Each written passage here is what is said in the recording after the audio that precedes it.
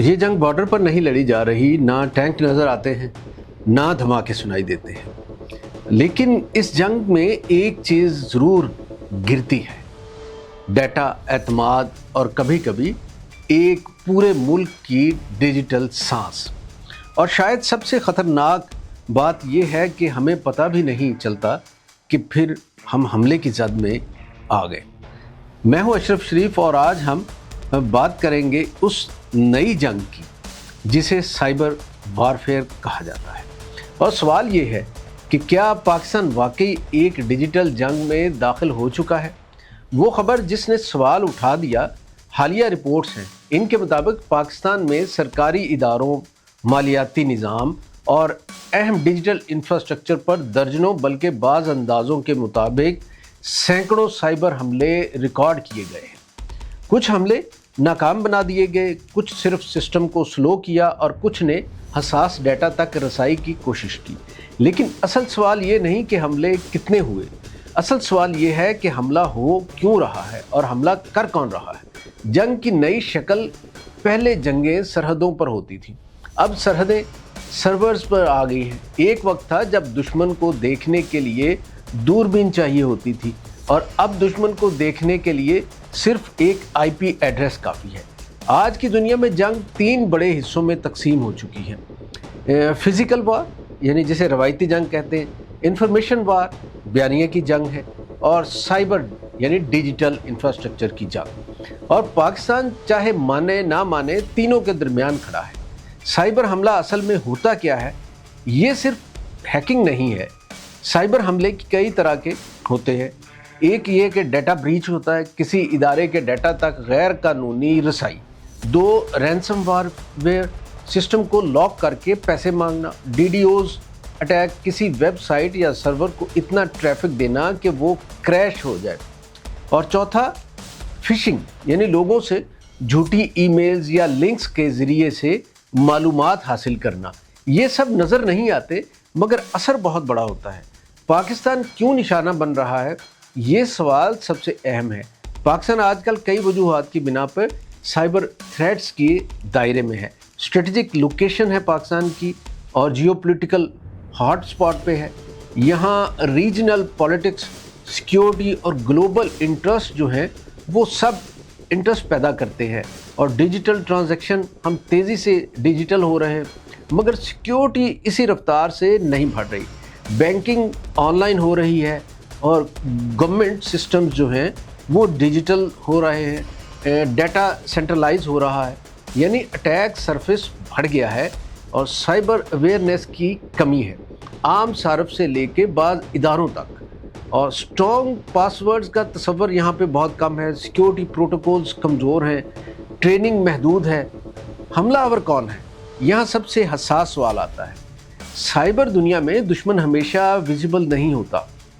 हमलावर 3 मुमकिना कैटेगरीज में होते हैं। एक स्टेट स्पॉन्सर्ड ग्रुप्स यानी वो ग्रुप्स जो किसी मुल्क की पुष्पनाही में काम करते हैं। दूसरे साइबर क्रिमिनल्स हैं जो पैसे के लिए सिस्टम हैक करते हैं। और तीसरे हैकवेज यानी सियासी या नज़रियाती मकसद के लिए हमले करते हैं।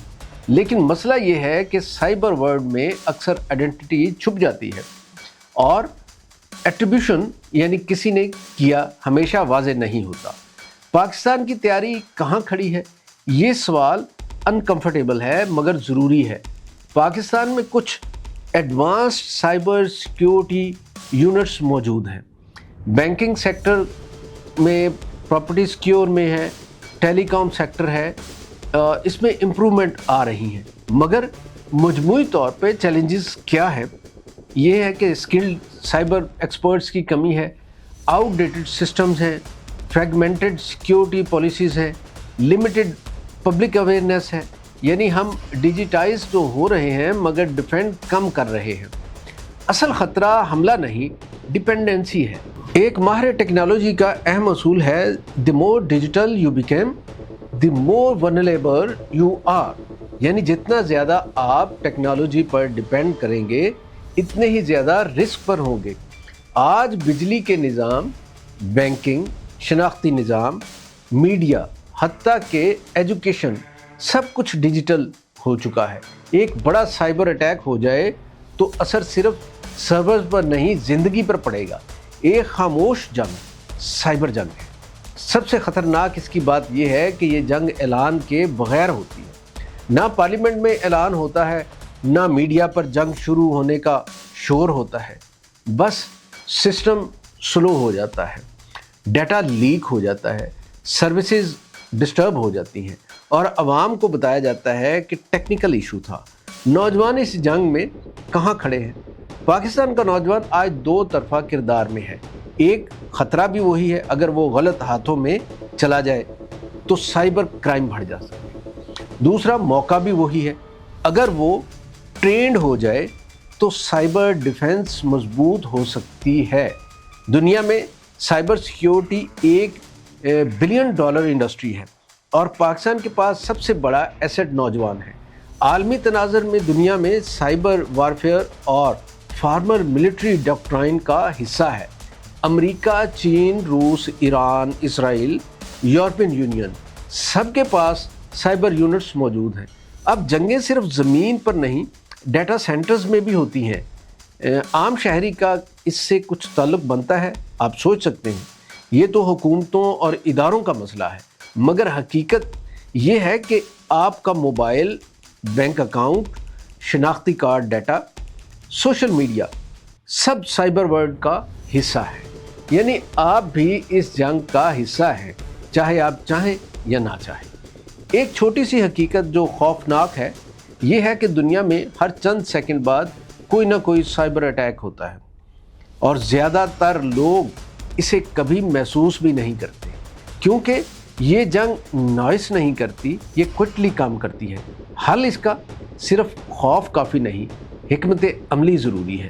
ایک سائبر ایجوکیشن اسکول اور یونیورسٹی کی سطح پر اویئرنیس، دوسرا strong data protection security system اور ریگولر آڈٹس جو ہیں، پھر پبلک اویئرنیس ہے۔